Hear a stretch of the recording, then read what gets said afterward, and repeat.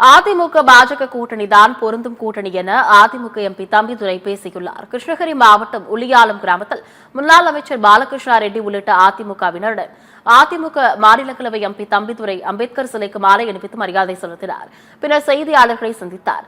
அப்போது ஊழலை மறைப்பதற்காகவே அமைக்கப்பட்ட கூட்டணி அதிமுக பாஜக கூட்டணி என திமுகவினரின் விமர்சனத்திற்கு பதிலளித்த தம்பிதுரை, பிஜேபியுடன் கூட்டணியில் இருந்து கொண்டு அமைச்சரவையிலும் 5 ஆண்டுகள் அங்கம் வகித்த திமுக பாஜக கூட்டணிதான் பொருந்தாத கூட்டணி எனவும் தற்போதைய அதிமுக பாஜக கூட்டணி பொருந்தும் கூட்டணி எனவும் தெரிவித்தார்.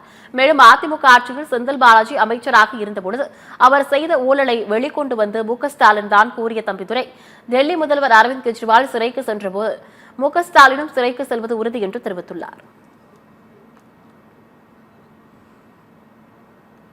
முடிவெடுத்தார்களோ அதே வழியில் தான் எடப்பாடி பழனிசாமி முடிவெடுத்திருக்கிறார்கள். இது பொருந்தா கூட்டணி என்று சொல்ல முடியாது. இந்த நாட்டினுடைய தமிழகத்துக்கு நல்ல பொருத்தமான திட்டங்களை கொண்டு வருவதற்காக வருகின்ற கூட்டணியே பொருந்தா கூட்டணி அல்ல. இப்போ பொருந்தா கூட்டணி என்பது என்னன்னா, பொருந்தா கூட்டணி என்ன, திமுக அமைச்சர் பொருந்தாத கூட்டணி.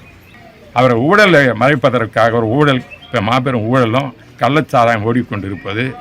அமலாக்கத்துறைகளை பார்த்தீங்கன்னா 1000 கோடி என்று சொல்லும் பொழுது அது 40,000 கோடி என்று நம்முடைய அமைச்சர் செந்தில் பாலாஜி சொன்னார். என்ன சொன்னாருன்னா, 1000 கோடின்னு சொன்னீங்கன்னா நாளைக்கு 40,000 கோடின்னு சொல்லுவாங்கன்னாரு. நான் சொன்ன பல இடத்துல செந்தில் பாலாஜி உண்மையை